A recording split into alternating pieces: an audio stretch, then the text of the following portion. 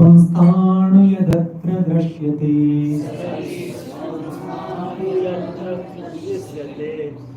So I can understand you have not taken breakfast. So, but now when the prabhuji chant, we'll just increase the tempo.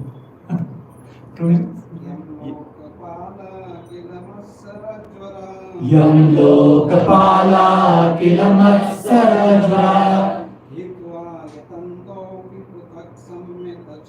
hitva yatanto vipratak sametecha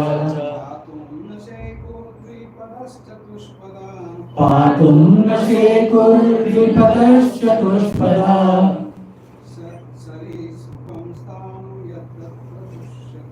सरीसृपं स्थाणु यदत्र दृश्यते यं लोकपाला किलमत्सरज्वरा यं लोकपाला किलमत्सरज्वरा हित्वा यतन्तोऽपि पृथक् समेत्य च हित्वा यतन्तोऽपि पृथक् समेत्य च पातुं न शेकुर्द्विपदश्चतुष्पदा सरीसृपं स्थाणु यदत्र दृश्यते सरीसृपं स्थाणु यदत्र दृश्यते यम लोकपाला किलमत्सरज्वरा यं लोकपाला किलमत्सरज्वरा हित्वा यतन्तोऽपि पृथक् समेत्य च हित्वा यतन्तोऽपि पृथक् समेत्य च पातुं न शोकुर्द्विपदस्तुपस्तद पातुं न शेकुर्द्विपदश्चतुष्पदा सरीसृपं स्थाणु यदत्र दृश्यते सरीसृपं स्थाणु यदत्र दृश्यते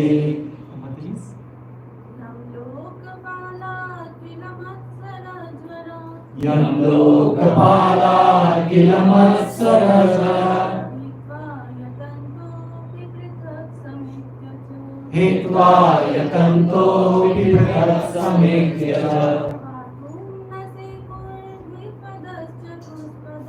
पातुं न शेकुर्द्विपदश्चतुष्पदा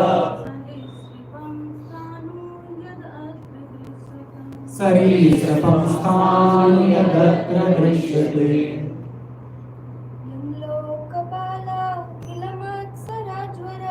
यं लोकपाला किलमत्सरज्वरा हित्वा यतन्तोऽपि पृथक् समेत्य च पातुं न शेकुर्द्विपदश्चतुष्पदा सरीसृपं स्थाणु यदत्र दृश्यते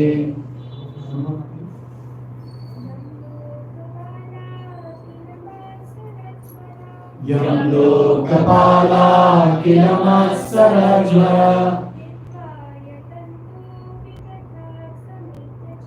हित्वा यतन्तोऽपि पृथक् समेत्य च पातुं न शेकुर्द्विपदश्चतुष्पदा सरीसृपं स्थाणु यदत्र दृश्यते So we do word by one meaning. Yam, whom you, Lokpala, the great leaders of the universe, beginning with Lord Brahma, Kila, what they speak of others, Matsara Jwaraha, who are suffering from the fever of envy, Hitva, leaving aside, Yatantaha, endeavoring, Api, although, Prathak, separately, Sametya, combined, Cha, also, Patum, to protect, Na, not, Sheku, able, Dvipadaha, two-legged, Chatupadaha, four-legged. Sarisrapam, Sarisrapam, reptiles. reptiles. Sthanu, Sthanu, not moving. not moving. Yat, Yat, whatever. whatever. Atra, Atra, within this material world. within this material body. Drashyate, Drishyate, is visible. is visible.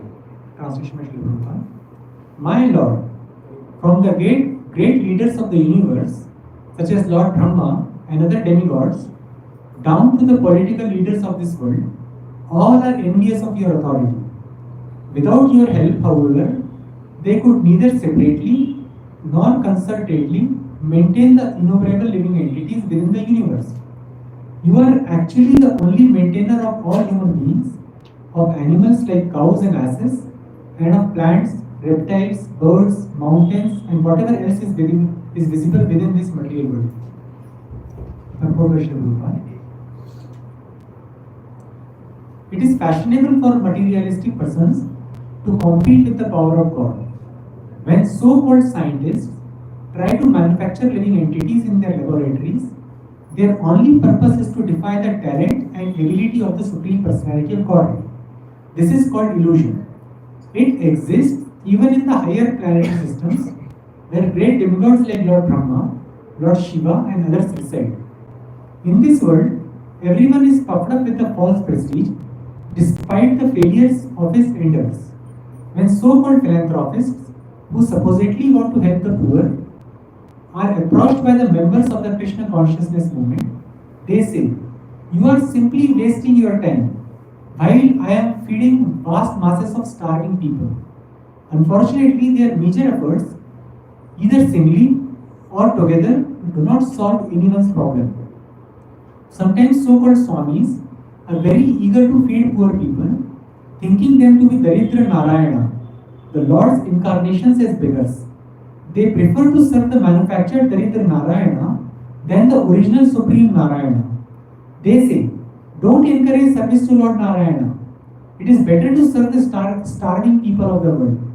Unfortunately, such materialists, either singly or combined in the form of the United Nations, cannot fulfill their plans.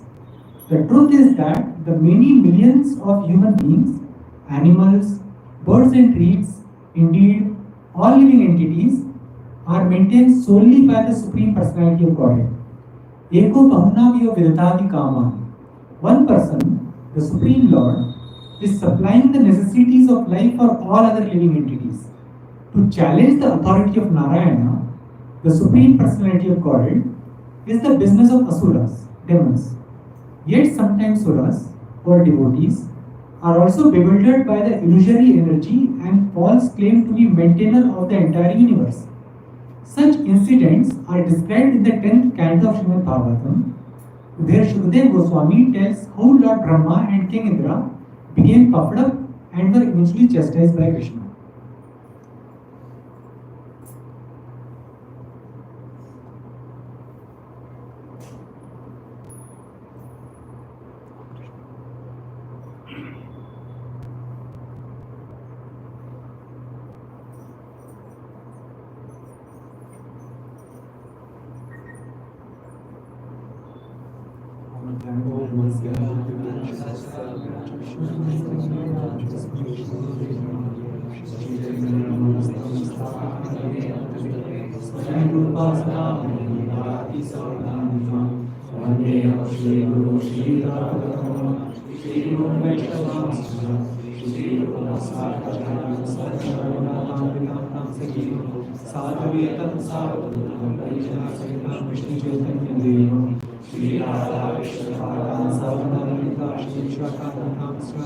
Hare Krishna Karuna Sindhu Deenabandhu Jagatpate Gopesha Gopika Kanta Radha Kanta Namaste Tapta Kancana Gaurani Radhe Vrindaveshwari Vishwanusute Devi Pranamami Hare Priye Vanchakalparupescha Vipasindhu Recha Patitanam Pavanebhyo Vaishnavebhyo Namo Namah Jai Shri Krishna Chaitanya Prabhu Nityananda Shri Advaita Gadadhar Srivasadi Gaura Hare Krishna, Krishna Krishna, Hare Hare, Hare Rama, Rama Rama, Hare Hare, Hare Krishna, Krishna Krishna, Hare Hare, Hare Rama, Rama Rama, Hare Krishna, Krishna Krishna, Hare Hare Rama, Rama, Hare Hare.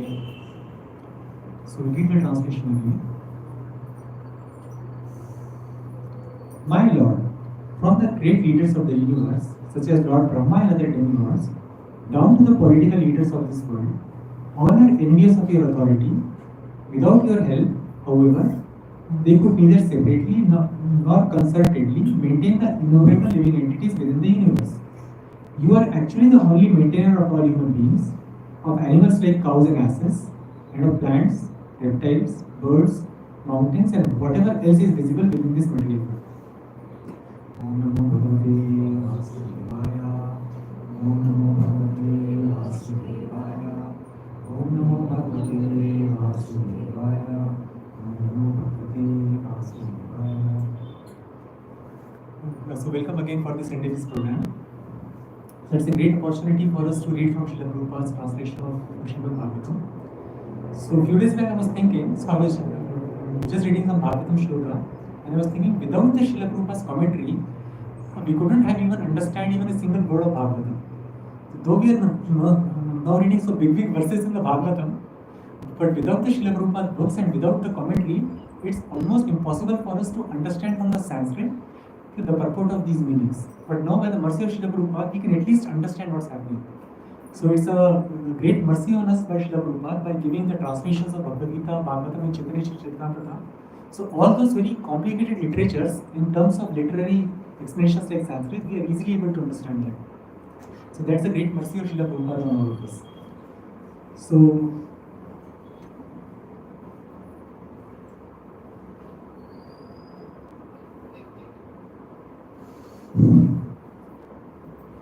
and there is one more advantage of loudly reciting the verses of Srimad Bhagavatam. So we see there are many billions of living entities everywhere, right? In the air, atmosphere, you see, there are all germs, microbes, some insects flying here and there. The transcendental sound of Srimad Bhagavatam is so powerful that even if they don't understand the language, even if we don't understand the language, it actually purifies us. So that is the one huge advantage of reciting Bhagavatam shlokas loudly. So don't think that we are only getting benefited. Even though those microbes, those mosquitoes in the room who are there, even though they will hear some gibberish, but because it's so powerful, the sound of Srimad Bhagavatam is so powerful, they get benefited as well. So we should always try to sing loudly those verses. So we'll see the prayers offered by Lord by the residents of Jammu. So here we have seen in the purport, Srila Prabhupada has given many examples like how the leaders of the world, starting from all the demigods in the heavenly planets, down to this planet Earth, they are all envious of Supreme Personality of Godhead and they defy the authority of the Supreme Lord. So we'll see some examples. So this from the purport only, Srila Prabhupada says, when so-called scientists try to manufacture living entities in their laboratories, their only purpose is to defy the talent and ability of the Supreme Personality of Godhead. So here we are seeing that, the science is a great tool in general if we see for helping person to advance in Krishna consciousness. It's a great tool. But because the scientists are so envious and so puffed up in their knowledge, so they defy the authority of Krishna, they defy the authority of Lord, and they actually practically say there is no God. So when the science is directed towards such understanding, so that's actually useless. But when the science is directed towards understanding of Krishna, then we get real benefit of science. So we have book called science of self-realization. So that's a true science. So any science, any scientific invention or discovery that is helping us to achieve the goal of Krishna consciousness, helping us to understand Krishna, that is the real contribution of science. But any scientific invention or discovery which is taking us away from Krishna, that is actually nescience. It's not a science, it's a nescience. So we see some examples here. So there was a great scientist called Stephen Hawking who died recently. So he was a great physicist. Ultimately, in the end, after doing all the research, he actually summarized his research by saying that God does not exist and the universe comes from nothing. So that was his summary of whole his study of actually throughout the life. So he says that Hawkins clearly stated his position that the belief in God is necessary to explain the origin of the universe. And there's a quote from a book, The Grand Design. Because there is a law such as gravity, the universe can and will create itself from nothing. Spontaneous creation is the reason there is something rather than nothing. Why the universe exists, why we exist, it is not necessary to invoke God to light the blue torch paper and set the universe going. So you see, Stephen Hawking is considered to be one of the great scientists. And what we are learning from him, he is actually practically eventually saying that we came from nothing and the whole actually universe comes from nothing. So that was ultimate his science. But if we just try to understand only logically, even though we are not great scientists like him, but even we try to understand basic simple mechanism, have we ever seen anything in our experience which comes from nothing? Have we ever seen even a single thing? Everything has a cause. And there is a chain of cause and effect. So there is a cause and there is an effect. There is a cause, there is an effect. So in our experience, if we just apply little intelligence, we can understand that at least in our experience, we have not seen anything which automatically came of nothing. So even Stephen Hawking's intelligence, his body comes from material nature and which eventually comes from Krishna. So in our experience, we have not seen anything which comes out of nothing. So even a layman with a slight intelligence can at least understand that maybe he is not right. Even though he may not be in a position to refute him scientifically, but at least he can understand. Because I have not seen anything in my experience which comes from nothing. There is a source of everything. So basically, we see from the scriptures, so few points. Laws require a lawmaker. Natural laws pointing to intelligent design. See, we see so much complicated laws operating in the material nature, right? Even from our example, even if we have to design something, so there is a lot of intelligence is required. Take a case, this television itself. So that doesn't came out of nothing. So there is so much intelligence has gone into creation of this television.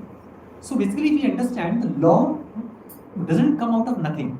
The law requires a lawmaker. Even if you see state laws, the police government, state creates the laws and police maintains the laws.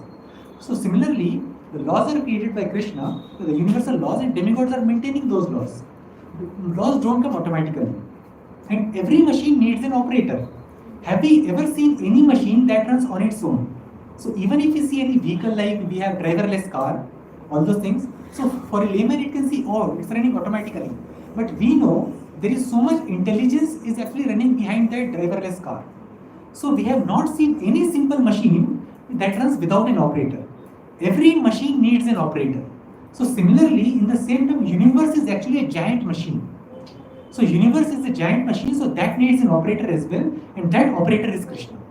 So these few points we have to understand that the law needs a lawmaker, and every machine needs an operator. So from these we can understand that there is actually a higher intelligence behind this creation. Nothing comes from nothing, only his imaginations come from nothing. So we have to see that way. Yeah.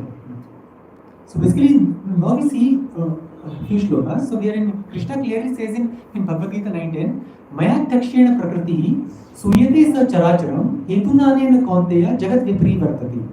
This material nature, which is one of my energies, is working under my direction, O son of Kunti, producing all moving and non-moving beings. Under its rule, this manifestation is created and annihilated again and again. So here we clearly see Krishna is saying the whole material nature is working under his direction. So material nature, we see is producing so many nice things, even though we cannot conceive of it, but ultimately that material nature works under the direction of Krishna.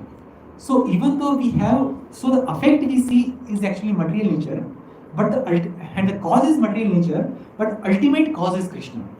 So in the Brahma Samhita we see, in the initial verse we see, Ishvara Parama Krishna, Satchitananda Vigraha, Anadir Adir Govinda, Sarva Karana Karana. Sarva Karana Karana. So we see many causes and effects, like material nature is a cause of some, say, mountain and all those things. But the Sarva Karana Karanam, cause of all causes is Krishna. That's how we understand from the scriptures. So there is an ultimate cause is Krishna. So if the scientist or anybody doesn't understand that ultimate cause, it actually does not mean that the ultimate cause does not exist. The ultimate cause we understand is Krishna. Sarva Karana Karanam. So basically we just heard about it. Self-creation is illogical. From our practical experience, the universe must have a source. There has to be source of it. It cannot come out of nothing. And in the Bhagavatam, if you see the Vedanta Sutra, so the first aphorism is Athato Brahma Jidnyasa, which means now this is the time to inquire about the absolute truth. And in the next aphorism, the Vedanta Sutra says Janmati Asyatha. The absolute truth is that from which everything emanates. So in the second aphorism, and in the first shloka of Bhagavatam itself, we come to the Janmadya Siyata. The absolute truth is that from which everything emanates. Everything emanates. Not just something emanates and something does not emanate. Everything emanates from absolute truth. So basically we have some examples above. So basically we also know Krishna says, Aham sarvasya prabhavo, matta sarvam pravartati, iti matma bhajante ma buddha bhava samandita. I am the source of all spiritual and material worlds. Everything emanates from me. Krishna is affirming here that everything emanates from me, and where we saw in Vedanta Sutra, Janmadhyasyata, everything comes from the absolute truth. Because Krishna is the absolute truth, so Krishna says here everything emanates from me. The wise who perfectly knows this engage in my devotional service and worship me with all their hearts. So that's a very important point. If we understand that everything is coming from Krishna, then naturally we will be inclined in the devotional service of Krishna. And that person is called wise. So this is what few things we can see from the scriptures about that everything does not come from nothing. Everything has a source, and the ultimate source is Krishna. See, for example, a source of child is a father and mother. That we can see. So if we go all the way up the chain, we reach Lord Brahma, so the source of all living entities in the material world. And we see the source of Lord Brahma is Garbhodakshaya Vishnu. And if we see the source of Garbhodakshaya Vishnu is Mahavishnu. And source of Mahavishnu is Sankarshana. And source of Sankarshana is Lord Balaram. And the source of Lord Balaram is Sri Krishna himself. So all chain actually ends up to Krishna. So that's why Lord Brahma actually says in Bhagavad Brahma Samhita, Sarva Karana Karanam. Krishna is cause of all causes. And Brahma Samhita is a very, very important literature. Brahma Samhita was composed by Lord Brahma when he was perfectly realized in Krishna consciousness. That's when he wrote Brahma Samhita. So we actually learn a lot about Brahma's realization in Brahma Samhita about Lord Krishna. So if you get a chance, we should regularly recite Brahma Samhita and try to understand Brahma Samhita. It actually very concisely describes absolute truth, the Krishna and his complete realizations after all tapasya. And here, right? So now the question arises, if that is the way, then why scientists are not able to understand Krishna? So, but here there is a very nice verse spoken by Lord Brahma itself in the Bhagavatam. Gunat manaste api gunan himatum hitvati randasya ki sharasya kalena yerva vimudha sukalpe dhupam shavake mekadyubhasa. It says, in time, learned philosophers or scientists might be able to count all the atoms of the earth, the particles of the snow, or perhaps even the shining molecules radiating from the sun, the stars and the luminaries. But among these learned men, who could possibly count the unlimited transcendental qualities possessed by you, the Supreme Lord, who have descended onto the surface of earth for the benefit of all living entities? So science can practically find each and everything that is materially conceivable. As here the Lord Brahma says, they can count the number of atoms in the universe. They can count the number of molecules. They can count the dust particles present on the earth. Science can find each and everything which is conceivable to our material experience, but they cannot find Krishna. So because here it says that who can possibly count the unlimited qualities of Krishna? And Krishna also says in Bhagavad Gita that I am covered by my internal potency. So I am not visible to atheists and I am not visible to non-devotees. I am only visible to the devotees. So, and we also have verses that Adha Shri Krishna Namadi Na bhavet ghahyam indriyahi sevonmukhi jivado swayame sprutiyata. That is, Atha Shri Krishna Namadi Namavet Grahyam Indriyayi. By the material endeavor, the transcendental form, name, pastimes of Krishna cannot be conceived. It's not possible. But Sevonmukhi Jivado Swayame Sprutihada. Just by engaging in devotional service, starting from the tongue, by chanting Krishna's name and taking prasadam, the Lord Krishna's name, form, and pastimes are automatically revealed. So we have to understand we have a material dimension and we have a transcendental dimension. So the activities of material dimension cannot actually possibly conceive of anything about a transcendental dimension, no matter how much we endeavor in the material dimension. So there is a distinction between a material dimension and a transcendental dimension. So having a thought that by endeavoring a lot in the material dimension, I can know something about a transcendental dimension, that's not possible. So basically, to understand about the transcendental dimension, we have to take the help from transcendence itself, himself. So we can't understand transcendental dimension just by understanding a material dimension. So now, right? See, though we have refuted Stephen Hawking as such, but the science is not bad. So Krishna says again Bhagavad Gita, Sankhya Yoga Pratak Bala. Those Sankhya and Yoga may be appear to be different only to the fools. Sankhya and Yoga are actually same thing. So there is a science employed in the service of Krishna. If the scientific study is done in order to understand the ultimate source of whole creation, like Vishnu and Krishna, then the purpose of science is properly served. But if the science is employed to do the study, to do a research, but to go to the opposite conclusion that Krishna does not exist, like Stephen Hawking says, the universe comes from nothing, then the purpose of science is defeated.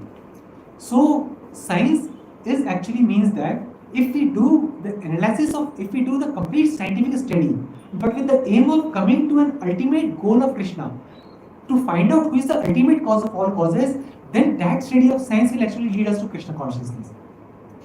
So that's why Srila Prabhupada's purport in that shloka says in Bhagavad Gita, I don't remember the verse number, that the scientific study, if employed to understand Krishna, if the scientific study to come to the conclusion that the Krishna is the cause of all causes, then that is actually beneficial to the human society and to the researcher himself. But if the Krishna is not in the picture, and if we come to the conclusion that there is no God and everything is one, or atheism, then that scientific study is actually nescience and only causes destruction to the society. So science is actually, so that's why we say science of Krishna consciousness. Krishna consciousness is the topmost science because we scientifically understand from the scriptures about Krishna, about the existence of Krishna, about the appearance of Krishna, about the pastimes of Krishna. How, if we see the Bhagavatam, right? If, for example, if we read the third canto of Bhagavatam, Maitreya Muni in the beginning to Vidura, sage Vidura, describes very scientifically the creation of the whole universe, right from the creation of Mahat Tattva to false ego to all the elements, one by one, each and everything has been described very, very systematically. So there is no more higher science than Srimad Bhagavatam itself. It's so amazing if we read those initial conversations between Maitreya Muni and Sage Vidura. So scientifically, Maitreya Muni describes the creation of the whole universe, and most importantly by keeping Krishna in the center. He describes everything in the relationship with Krishna. Whole creation of the whole cosmos is actually described very nicely in the third canto. So Srimad Bhagavatam is not just some sentimental philosophy. It's actually very scientifically explains the creation of the universe, and then our creation, and then actually our relationship with Krishna as well. So that's why we can say Srimad Bhagavatam is topmost science. So in summary, science employed in the understanding the cause of all causes, understanding that there is a supreme cause, and to learn about that cause is actually benefit to the researcher itself and benefit to the society. And if the science is not employed in that end, when we reach the conclusion of Stephen Hawking, then it's a waste of time and it's actually nescience. It will cause a destruction in society. So we see in the purport Prabhupada talking about philosophers as well. So scientists, we can understand, they are most of the time against God, right? Because they are so puffed up with their knowledge that they deny the existence of God. Now philosophers, we expect from philosophers to understand the absolute truth, understand the Supreme Personality and present that as it is. But because of envy towards Supreme Personality, and because they are also puffed up by so much their knowledge, they also deny the existence of God. So there was a great philosopher, his name was Frederick Nietzsche. He said that God is dead. His actually famous proclamation, which is still remembered. You see, 1844 to 1900, and we are in 21st century, and we are still talking about his quotation. He proclaimed that God is dead. So he was a German classical scholar, a philosopher and cultural critic, who ended up being one of the most influential of all modern thinkers. He is very famous for his declaration that God is dead. Now you just imagine. So we'll see what happens next. But we'll see here. If such influential personalities like him, if they make a declaration like this, so it's quite natural for common man to believe in that. Because Krishna says in Bhagavad Gita, Yat Yat Ashrati Shreshtas Tatta Deve Taro Jana. So whatever the great man sets an example, the common man follows.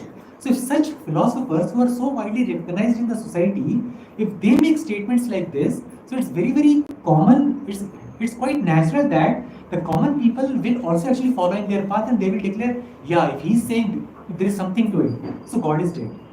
So they actually do a great injustice to the common man by actually making such statements. Now we see from Bhagavad Gita, what does the Krishna say in Bhagavad Gita? In Bhagavad Gita, 10th chapter, Shloka 24, Krishna said, Mrityu Sarv Harashchaham. I am the all-devouring death. Krishna says in Bhagavad Gita, I am dead. He's saying, the Frederick Nietzsche is saying, God is dead. But Krishna is saying Bhagavad Gita, Mrityu Sarv Harashchaham. I am the all-devouring death. So who won? So he says, Nietzsche says, God is dead. And Krishna says, Nietzsche is dead. So who won in the end? So in 1899, at the age of 44, he collapsed and then suffered a complete loss of his mental faculties with paralysis, and next year he died. So Krishna says, I am the all-devouring death. See, that's what we understand from Bhagavad Gita. So no matter what anybody says anything, Krishna says, I am the all-devouring death. He will actually, to this statement, Nietzsche is dead. My God. Ultimately, this statement came true. Not his statement didn't come true. But unfortunately, his statement influenced many people about the non-existence of God. So we saw about philosophers as well. So now we come to philanthropists. Like we have many philanthropists, like they do many charities. Like we saw in the purport what Srila Prabhupada said, when so-called philanthropists who supposedly want to help the poor are approached by the members of the Krishna consciousness movement, they say, you are simply wasting your time while I am feeding vast masses of starving people. Unfortunately, their major efforts, either singly or together, do not solve anyone's problem. So this is from today's purport also. So philanthropy, if we see from the common man's perspective, it's very nice. So we can ask, is feeding poor people bad? What do you think? No, you can say. Okay. It's not bad, right? It's not bad. Obviously, it's not bad, right? It's not bad. Is opening hospitals for needy bad? Obviously not bad, right? Is providing shelter bad? No, it's not bad. So then, what point the philanthropists are missing? If they are doing all these things and it's good, so what is they ultimately missing? So I'll give you an example. Assume you are very hungry and somebody invites you for lunch or dinner and you go to their home and they ask you, sir, please give me your dress, I'll do nice wash and iron. Okay, they take my dress, nice wash iron is done. Okay, so next they say, it looks like you have not taken bath, I'll give you bath also. Okay, I'll go and take bath, nice bath, everything dressing done, everything. Now I'm waiting for food. Okay, sir, you can go now. I've done my job. Now you go. But I am hungry. I came here for food. I am hungry. You gave me everything else, but you didn't give me food. So there is no point of giving me anything else. I am hungry. I want food. That is my ultimate necessity at the moment. I don't want my clothes to be washed. I don't want to take bath. Give me food first. If you do everything else but don't give him food, is there any point of doing anything else? Is there a point? No, right? So feeding a poor but not feeding the soul. Just feeding a body but not feeding the soul is like just washing the dress but not feeding the person as such. Opening the hospital to cure the diseased body but not curing the disease of the soul won't solve the ultimate problem. Providing shelter is good, but if that person doesn't understand the meaning of his existence, then all of these things are actually not giving any benefit to that person. Though it can be seen temporary benefit, like his hunger is temporarily satisfied, his disease got temporarily cured, and he has got a home to live. But ultimately, if he doesn't understand that he is a spirit soul and not the body, all this activity that has been done is not providing a true benefit to that person. So they are not bad, but the results are temporary. They only address the body, forgetting the soul. Real problems of birth, death, old age and disease are not addressed. So this is the fundamental problem that philanthropists lack. So though they are doing all good for the society, but because they are not addressing the real problems of the birth, death, old age and disease, they are not doing real education to the person that you are not the body, but there's spirit soul. So so-called philanthropy, though seemingly beneficial, does not bring the benefit to the person. So that is where the philanthropists lack. So problem is not their approach. The problem is completeness. It's not complete. So if you see, for example, Hare Krishnas, right? So we have food for life programs. So we also feed poor. There's no difference, but we are feeding Krishna Prasadam. So Krishna is there. We have Bhakti Vedanta Hospital. So we are actually giving treatment to all the diseased people.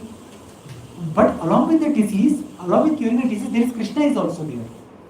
There are temples also to give shelter. But along with giving the shelter, there is Krishna in the picture as well. So we are not only addressing the concerns of the body, but we are also actually curing the real disease of the soul. So that's where it has to be there. Any activity we do, it has to be related to the soul and it has to be related to the Krishna. Otherwise, that activity, even though seemingly looking very beneficial from outside, does not endure, does not bring a real benefit to the society, even though temporarily it may so. So that's a very important point. So feeding should not be stopped. Hospital should not be stopped to open. And giving shelter should not be stopped. But we have to bring Krishna into the center. Then everything automatically is adjusted. So there was a news, right, in COVID time, Delhi ISKCON gave the maximum number of food to all the people. So but the advantage was Krishna Prasadam went out. So even though we get a slight trace of Krishna Prasadam, the person who has received the Prasadam, his actually journey in the course of universe got transformed. Okay, so this I was discussing with one of my devotee friends. So we are in a karma chakra. So we are doing some activity and we are getting a karma, and we'll get the result for that karma, and we'll do more activity and get a karma. Like we are in a karma chakra. Assume somebody is not Krishna conscious. So this is all very well destined path where the person is going. Activity, get a result. Enjoy the result, do an activity, get a result, and the karma chakra continues. So it seems like going in a straight line. But if somebody gets a Prabhupada book, or somebody gets a Krishna Prasadam, or somebody comes in a contact of a devotee, then instead of going like this, right, it happens like this. So his path in the universal existence changes. So that becomes a turning point in the history of his existence in the universe. It may happen that he may not become Krishna conscious in that life, but the path which was going like this, now it actually became like this. Now eventually he will become Krishna conscious, there is no doubt about it. If somebody takes Prabhupada books and even doesn't study that book, just takes the books and appreciates, eventually in few lives he will become Krishna conscious, there is absolutely no doubt about it. So just by giving a book, giving a prasadam, we have changed the course of his journey in the person's universal existence, even though the results may not be immediately visible then and there itself. So you understood this point, right? So that's why preaching Krishna consciousness is very important, even though we do not see the results. So results may not come immediately, but the course has changed. He will eventually become Krishna conscious, there is absolutely no doubt about it. So we saw about scientists, we saw about philosophers, and we saw about philanthropist, and Prabhupada covered the one more category in purport, swamis, like yogis. It's quite amazing, right? In only 2 paragraphs, Prabhupada covered so many things. We cannot even imagine sometimes. So here what Prabhupada says, sometimes so-called swamis are very eager to feed poor people, thinking them to be Daridra Narayan, the Lord's incarnations as beggars. They prefer to serve the manufactured Daridra Narayan than the original Supreme Narayan. They say, don't encourage service to Lord Narayan, it's better to serve the starving people of the world. So that's another problem.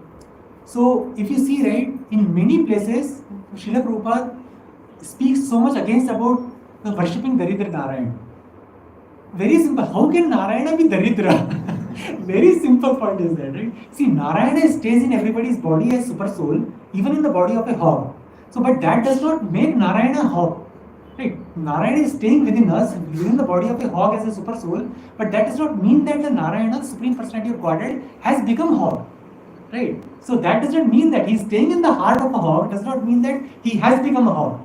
So similarly, if a Narayana is staying in the heart of a poor people, the Daridra, it does not mean that the Narayana himself has become Daridra. So that's actually, if you see, it's a subtle level of Mayavad, saying that Krishna and the soul is one. Right?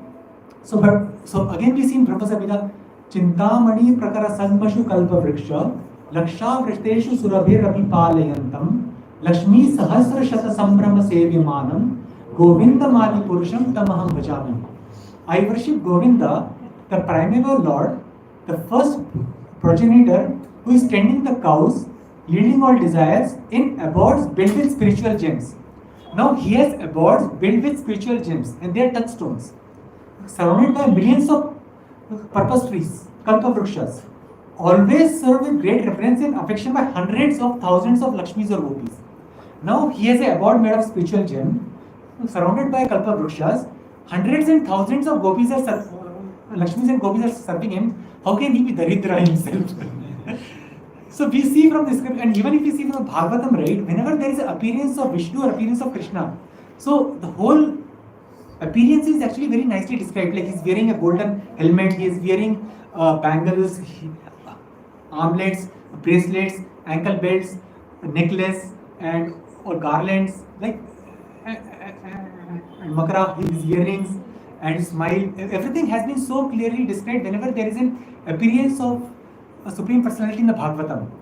Whenever appears, ये तो हो गई सबसे पहले. This all his appearance will be very nicely described.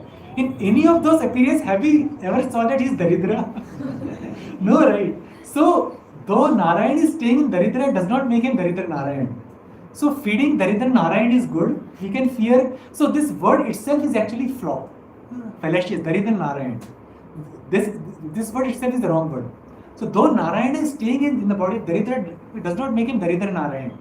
But we can feed those Daridras prasadam and it will elevate them.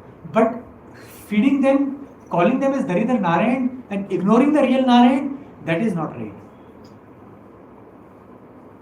So now what to speak of all the people we saw? Now Prabhupada talks about even demigods are bewildered.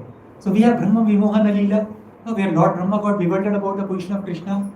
We are Lord Indra pouring incessant rain in Vrindavan, and we are Lord Indra fighting with Lord Krishna over Parijat tree.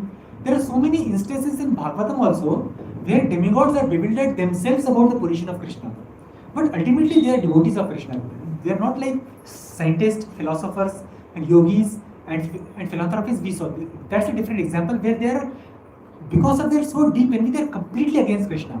But here what happens is sometimes they are bewildered by the position of Krishna and they might do something against Krishna, but they are eventually devotees only. It happens sometimes. So there is a very nice quotation, it came out, Brahma Vimohana Leela. So Lord Brahma is our head of our sampradaya. Now if he himself is bewildered, then what is our position? It can come, right? If Brahma himself is bewildered, so we are in the Brahma Madhva Gaudiya Vaishnava Sampradaya, then what is our position?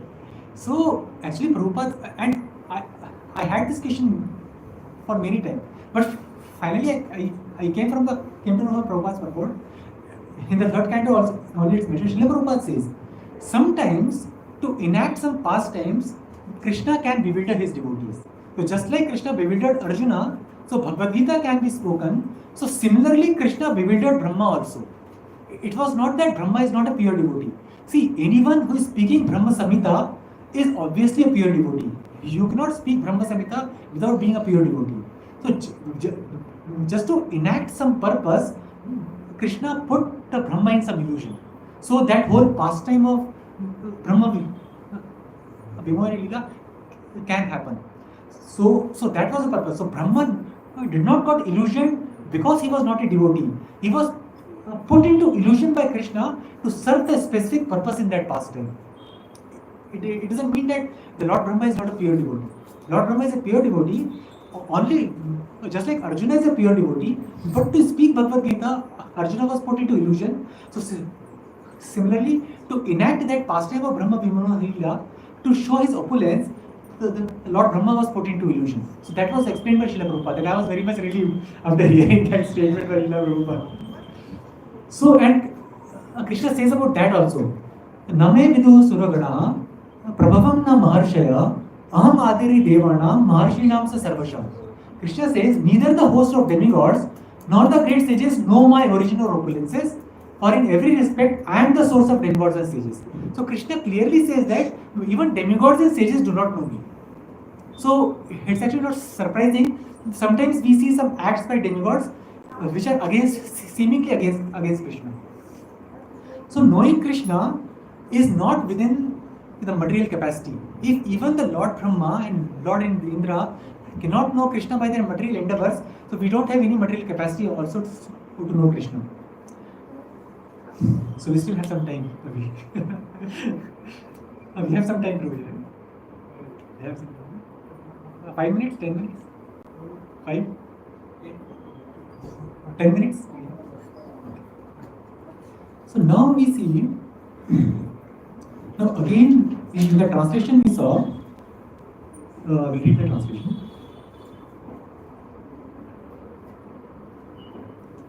So we see that in the second line, without your help, however they could neither separately nor concertedly maintain the innumerable living entities within the universe, you are actually the only maintainer of all human beings, of animals like cows and asses, and of plants, reptiles, birds, mountains, and whatever else is visible within this material world. So that's a very important point which is mentioned in the verse. Krishna is a supreme maintainer. Even though we don't understand that, even though we don't realize that, but here we see from the translation itself that Krishna is a supreme maintainer of not only human beings but animals, plants, reptiles, birds, and interestingly you see that here mountains are also included in the category of living entities. Now that's a very deep science. How mountains are living entities, but mountains are also actually living entities. And whatever else is visible within this material world. So we'll now see about how Krishna is a supreme maintainer and how Krishna is a maintainer of devotees also. So this point is clearly understood from the first part, right? So we have so many people against Krishna consciousness, but if we are just stick to what Srila Prabhupada is teaching us, even though we are not in a position to defeat them, but at least we are in a position to understand that they are wrong. That itself is enough. See, we may not be in a position to defeat Stephen Hawking, right? So just by putting one PPT slide, we cannot defeat Stephen Hawking. Right? So the whole purpose is not to defeat Stephen Hawking. Whole purpose is to, at least for our understanding, that if we have faith in the scriptures, right, we can at least understand who is right and who is wrong. Even though we are not in a position to defeat them. Prabhupada can defeat, right? But we are not at that position. But at least if we know that, हाँ भैया तू जो बोल रहा है, it's okay for you, but I understand from scriptures that this is not right. I understand that. उतना काफी है for us.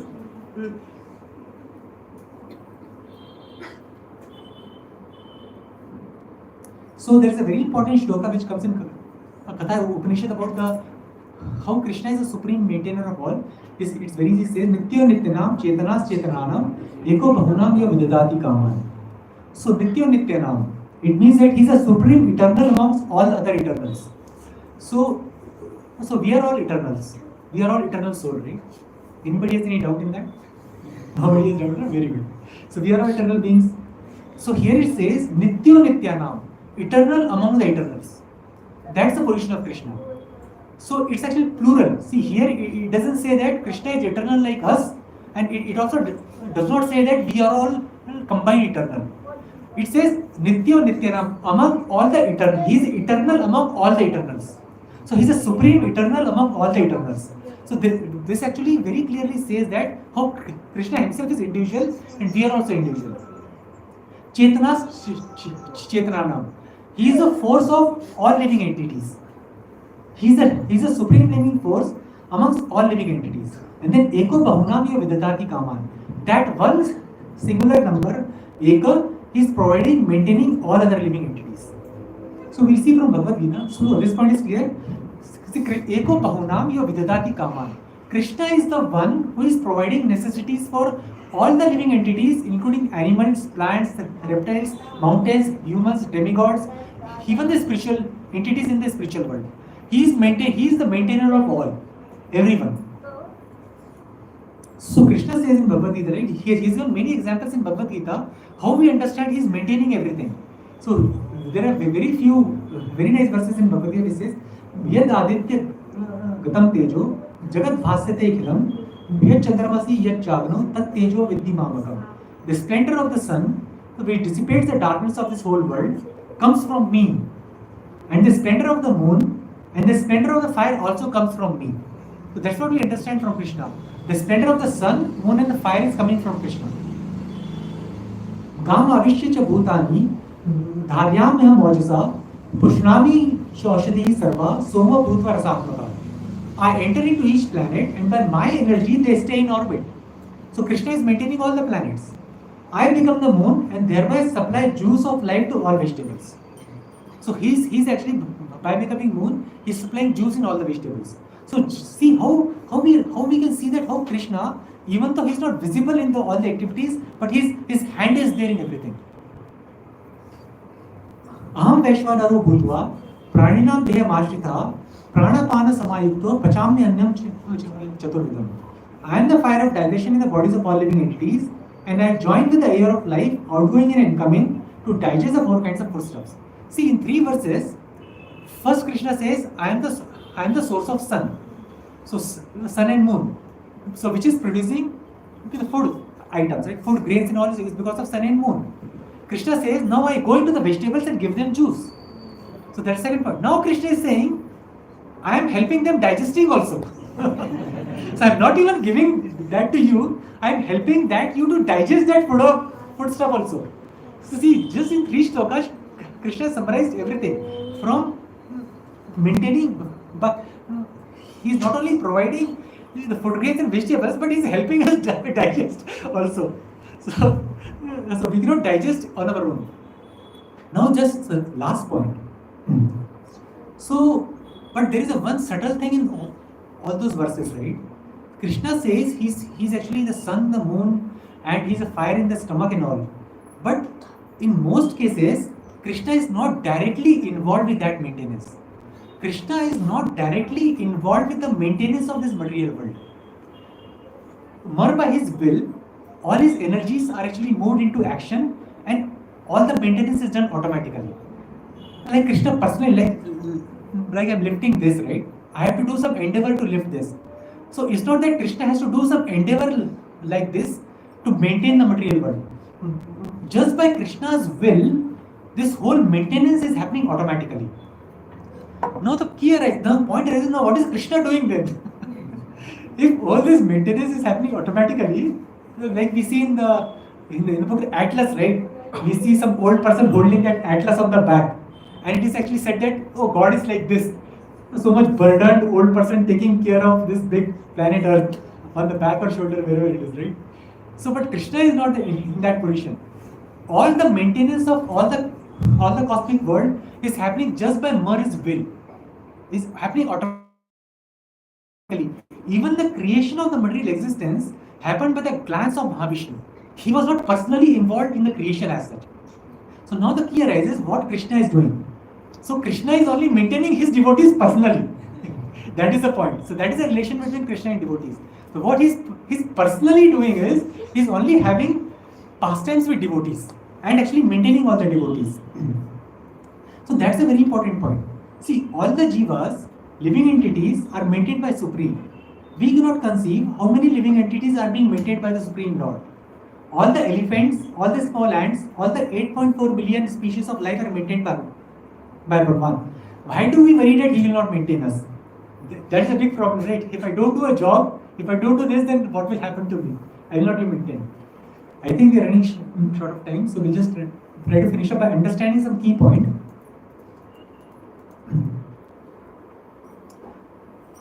Okay, so we'll only see one story here, and then we'll actually wrap up the class.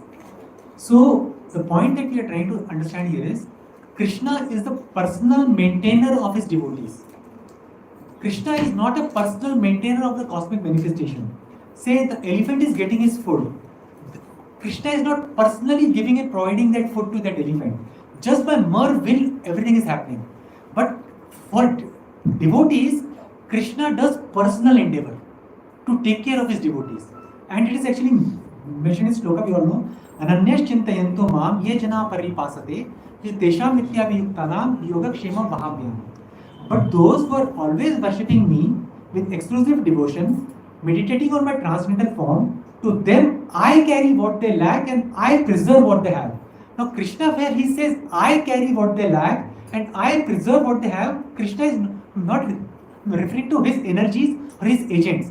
Krishna is referring to himself. Personally, Krishna, the Supreme Personality of Godhead himself, he takes care of his devotees by taking care of what they already have and by providing what they lack. So we'll see one story. It's a very nice story. I think everybody might have known that, but we'll still see that. It's the story of Arjunacharya. Arjunacharya is a great devotee of Krishna, and this story was explained by Srila Prabhupada in relation to the maintenance and protection given by Krishna to all the devotees, his devotees.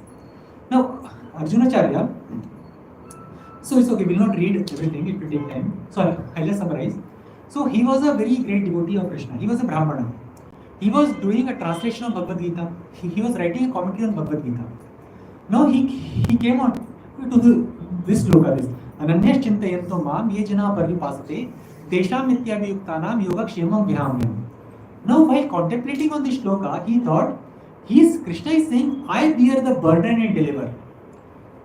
I don't know, I think Krishna doesn't mean that. Maybe his agents are doing it. No, how can Krishna personally do all this? So he changed the translation to in the same, I send some agent who delivers.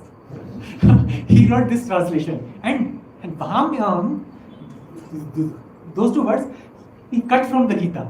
Vahamyam. No, it's not Vahamyam, but I send some agents to deliver. No, don't doubt. He's a devotee of Krishna, okay? But he's just putting his understanding there. So now what happened? After this thing happened, he went to bath. He went to take bath. Okay, because he had to go bath and then come for the lunch. Now, meanwhile, his wife was in the ashram.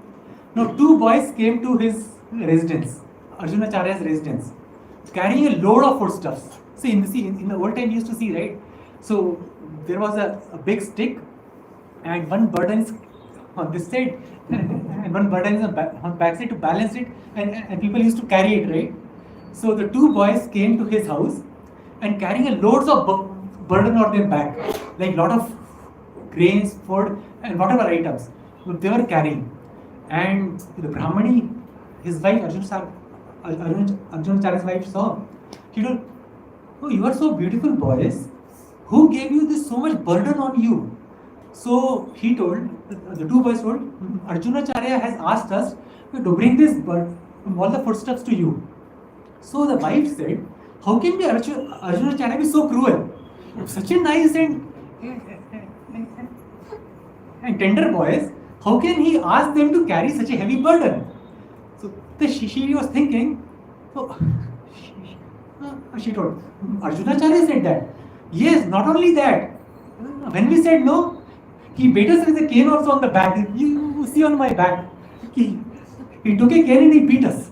And she got upset. How can it possible that such a nice tender child, Arjunacharya, can beat up and like a slave, ask them to take a foodstuff to you?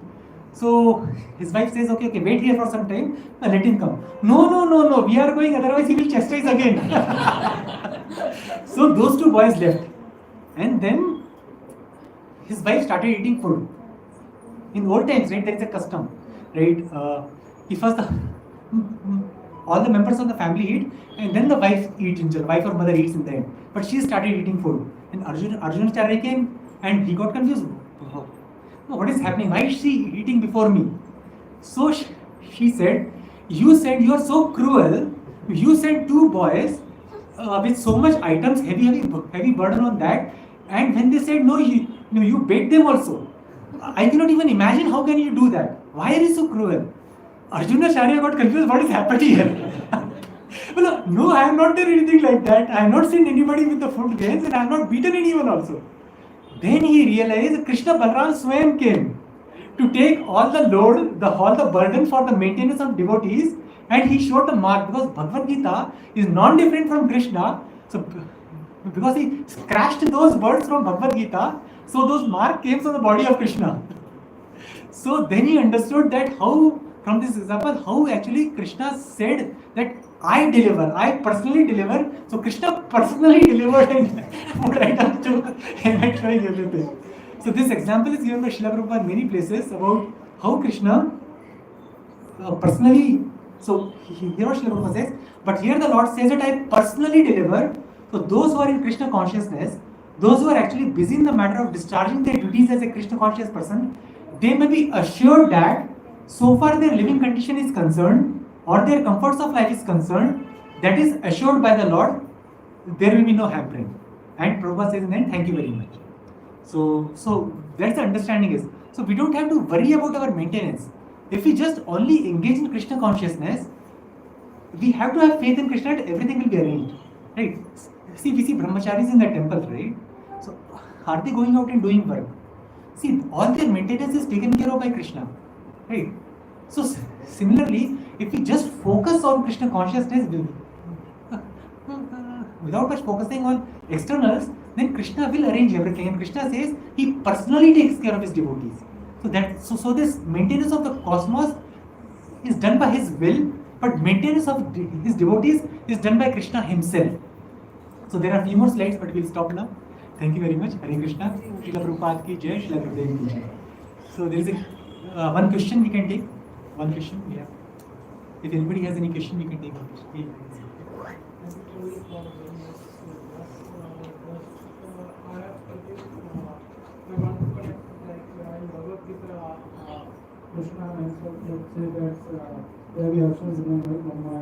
Yes, that's very true. Another conception we were talking about the scientists they do not accept what the God done and they think that they are doing. So how they get success? How they come out? Because they are not getting success. This will be in the control of Maya. See, the control of Maya is there, so they are getting success in the material realm only. So they can make many inventions, and that also is an illusion. So their control Maya won't stop them to make anything something material.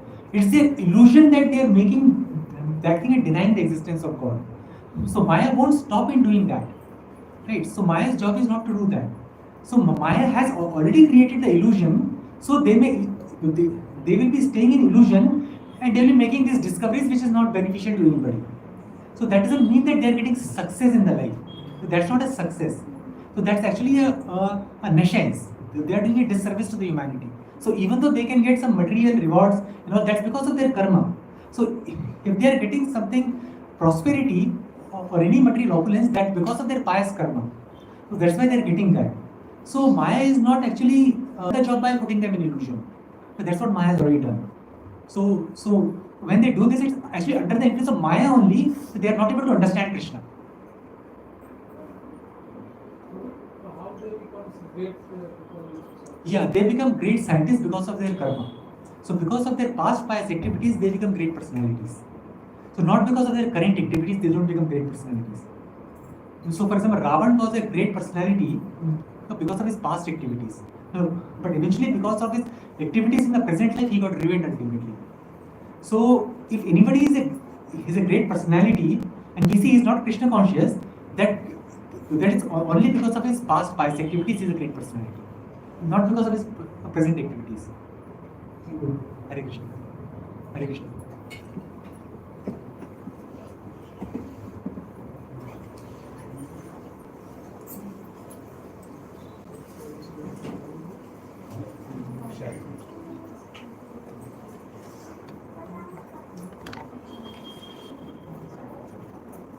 you.